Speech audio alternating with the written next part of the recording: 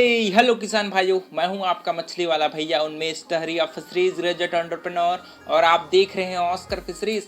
किसान भाइयों, इस वीडियो में हम लोग बात करने वाले हैं जीआई कतला के बारे में कि आखिर जीआई कतला है क्या, साथ ही साथ इसको कैसे आप पालन कर सकती हैं उसके बारे में भी मैं साइंटिफिक विधि आपसे शेयर करने वाला हूँ।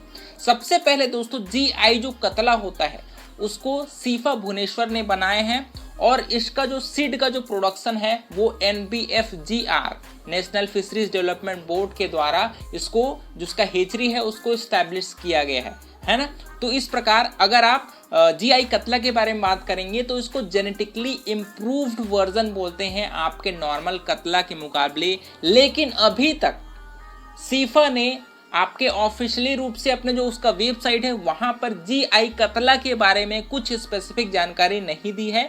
जो आर्टिकल्स है उसको पढ़ करके और बहुत जगह जो एक हेचरी है वो वेस्ट बंगाल में, उस भाई साहब का मैंने आर्टिकल पढ़ा तो उन्होंने कहा है कि उन्होंने NBFGR से टाई अप किया है और उन लोग अपने हेचरीज में जीआई कतला का उत्पादन करते हैं और फार्मर को भेजते हैं। मैंने अभी तक पर्सनली सीड को प्रयोग नहीं किया है, तो कोई भी किसान भाई जो जीआई कतला को कहीं से खरीद कर उन लोगों अभी तक फार्मिंग किया होगा तो नीचे कमेंट करके मुझे ज़रूर बताइए। लेकिन मैं इसके बारे में रिसर्च करके आपको इसके फार्मिंग के तरीके को ज़रूर बताऊँगा, क्योंकि हम लोग जब इसके बारे में पढ़ते हैं तो थोड़ी जानकारियाँ मुझे लगा कि मैं आपसे भी शेयर कर दूँ। नॉर्मल जब हम लोग एमसी मछली का पालन करते हैं उसी प्रकार से जीआई कतला मछली का भी पालन किया जाता है। नॉर्मल इसको फीडिंग मैनेजमेंट भी सेम है, लेकिन आपको एक चीज़ ध्यान रखिएगा कि हर फार्मिंग तरीके में कोई भी हम लोग मछली का पालन करें उसका एक साइंटिफिक विधि होता है, तो साइंटिफिक विधि का आपको ज़रूर समझना है। कतला मछली आपके तालाब के अपर लेयर में रहती है और ये जो आपका फिल्टर फीडर है, मतलब जो आपके पानी में जो खाना अवेलेबल है, जो भोजन उपस्थित है, उसी को ये अपने गलफड़ा से छन्नी करके खाती है और ये तालाब के अपर लेयर में रहती है। इसलिए इसको अगर आप कंपनी वाले फीड खिलाते हैं तो आपको इसको फ्लोटिंग फीड में आप इसका पालन कर सकते हैं। अब बात करते हैं कि अगर आप कतला मछली का या फिर जीआई कतला का पालन कर रहे हैं तो आपको मैं यही सलाह दूंगा कि आपके तालाब कम से कम आधा एकड़ तो होना ही चाहिए। साथ ही साथ आप अगर आपका तालाब 1 एकड़ से बड़ा है तो बहुत ही अच्छी मात्रा में और बहुत ही बड़ी साइज की मछलियों का आप उत्पादन कर सकती हैं, क्योंकि मछलियों को जितना बड़ा स्पेस मिलता है उसका जो साइज है वो उतना बड़ा होता है। इस चीज़ को आप ज़रूर ध्यान रखिए। तो अगर बात करें तालाब की तैयारी की तो नॉर्मल सबसे पहले चूने का प्रयोग करना है, आपको पता होगा। चूने का प्रयोग करने के बाद आपको तालाब में फर्मेंटेशन करना पड़ता है, ये भी आपको पता होगा। फर्मेंटेशन के लिए या तो आप गोबर का प्रयोग कर सकते हैं, या तो आप पोल्ट्री का जो वेस्टेज होता है उसका प्रयोग कर सकते हैं, या तो बकरी का जो खाद होता है उसका प्रयोग कर सकते हैं। कोई भी अच्छे जो पशु होती है उसका जो गोबर होता है उसको कम से कम 2 दिनों तक आपको चढ़ाना होता है। उसके साथ आप थोड़ी मात्रा में DAP, यूरिया, ईस्ट जो होता है या फिर प्रोबायोटिक अच्छी कंपनी का उसका प्रयोग कर सकते हैं। थोड़ी मात्रा में आप उसमें गुड़ या फिर मोलासेस को भी डाल सकते हैं ताकि कार्बन सोर्स के रूप में आपके फीड में मिल जाए, और उसको कम से कम 2 दिनों तक सड़ा करके आप उसको अपने तालाब में डाल दीजिए। आपका जो पानी का कलर है तालाब का वो हरा कलर का होना, जैसे चेंज होता है पानी का कलर तभी आपको जीआई कतला के बच्चे को आप अपने तालाब में छोड़ सकते हैं। लेकिन यहाँ पर एक सवाल और आता है कि जीआई कतला को क्या हम लोग सिंगल उसी का पालन करें या फिर दूसरे मछलियों के साथ इसका पालन करें।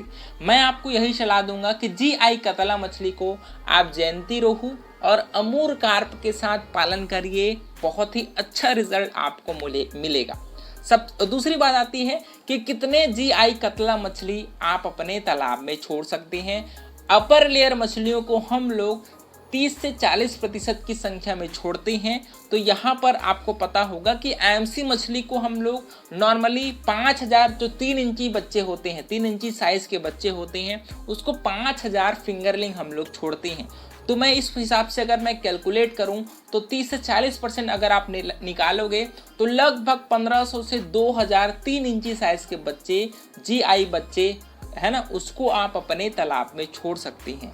लेकिन अगर आप थोड़े एडवांस साइज के 50 ग्राम के बच्चे अगर आप छोड़ना चाहेंगे तो लगभग 3500 बच्चे आप टोटल छोड़ सकते हैं, जिसमें से 30% अगर आप कैलकुलेट करेंगे तो लगभग आपके 600 से 700 बच्चे हैं वो आपके GI कतला के होने चाहिए। ठीक है, तो इस प्रकार से अगर आप बड़े साइज के बच्चे अगर आप तालाब में छोड़ते हैं तो आपको कम संख्या में बच्चे छोड़ने चाहिए, और अगर आप छोटे साइज के बच्चे छोड़ते हैं तो आपको ज़्यादा संख्या में बच्चे छोड़ने चाहिए, क्योंकि बड़े बच्चे जल्दी तैयार हो जाएंगे, उनका जो लाइफ साइकिल है वो जल्दी कंप्लीट हो जाएगा। इसी वजह से जो बिगनर्स हैं उनको बड़े साइज के बच्चे अपने तालाब में छोड़ने चाहिए।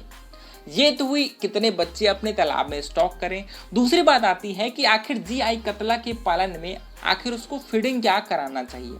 फीडिंग की बात करें दोस्तों तो नॉर्मल कतला मछली फिल्टर फीडर है, आपके जू प्लैंक्टन को खाती है। इसी वजह से अगर आप कंपनी वाले फीड खिलाएंगे तो बहुत ही अच्छी बात है, आसानी से 28 से 30% जो प्रोटीन आती है अच्छी कंपनी की उसको आप खिला सकते हैं। लेकिन इसको आप आसानी से फार्म मेड फीड पर भी तैयार कर सकते हैं। फार्म मेड फीड को तैयार करने के लिए आपको 2 चीज़ों की ज़रूरत है, आपकी सरसों की खली और राइस ब्रांड की जगह आप जो मक्के का जो आटा होता है, गेहूं का आटा होता है उसका प्रयोग कर सकते हैं। अगर सरसों खली नहीं है तो आप इसकी जगह मूंगफली की जो खली आती है उसका यूज़ कर सकते हैं। सोयाबीन डस्ट आता है उसका प्रयोग कर सकते हैं। आप जो कॉटन सीड होता है उसका जो तेल निकालने के बाद जो खली बचता है उसका प्रयोग कर सकते हैं। तो आपके पास जो चीज़ें अवेलेबल है उसी से आप इस मछली का खाना आप तैयार करिए। खाना देने का सबसे अच्छा तरीका है, आधा जो खाना है उसको आप गोला बना करके तालाब में डालिए और आधा खाना को आप अपने बैग फीडिंग के रूप में अपने मछलियों को खिलाइए। बहुत ही अच्छी तरीक़े से इस मछली को खाना खिलाने से ये मछली बहुत ही अच्छी तरीके से ग्रोथ करती है। नॉर्मल आपने सुना होगा कतला मछली को आप एक साल में लगभग 1 से 1.5 किलो साइज तक आसानी से ले जा सकते हैं। लेकिन अगर आप GI कतला यूज़ करेंगे इस मछली को, लगभग 6 महीने में ये मछली 1 किलो साइज तक पहुंच जाती है। तो अगर आप कम संख्या में बड़ा साइज का बच्चा डालेंगे तो बहुत ही अच्छी तरीक़े से इस मछली को बहुत ही कम समय में आप तैयार कर सकते हैं। नॉर्मल इस मछली को हम लोग जो मैंने बताया उसके साथ ही पालन करते हैं। वहीं आपको वाटर पैरामीटर्स को थोड़ा सा ध्यान देना है, क्योंकि अगर आप वाटर पैरामीटर्स को अच्छे से चेक नहीं करेंगे तो इस मछलियों को स्ट्रेस में आने में देर नहीं लगती। तो इसी वजह से मैं आपको यही सलाह दूंगा कि आपको वाटर टेस्टिंग किट ज़रूर रखिए, जिसमें आपको DO, अमोनिया और pH इन तीनों पैरामीटर्स को आप अच्छे से चेक कर पाएँ। और साथ ही साथ इस मछली को तैयार करने में आपको ज़्यादा दिक्कत भी नहीं होगी, क्योंकि अगर आपने पानी को पालना सीख लिया तो आप मछली को आसानी से पाल लेंगे। तो इस प्रकार से किसान भाइयों, मैंने GI कतला के बारे में जितना मुझे नॉलेज है उतना मैंने आपसे शेयर किया। और इसके अलावा भी आपको कुछ पता होगा इसके बारे में तो ज़रूर नीचे कमेंट करिए। और वीडियो पसंद आएगा तो वीडियो को लाइक ज़रूर करिए। ऑस्कर फिशरीज पर नए हैं तो चैनल को सब्सक्राइब करना बिल्कुल मत भूलिएगा। मिलता है अगले वीडियो में किसान भाइयों, तब तक के लिए बड़ों का सम्मान करिए, छोटों को प्यार करिए और खुद का ढेर सारा ख्याल रखिए। Thank you, thanks for watching.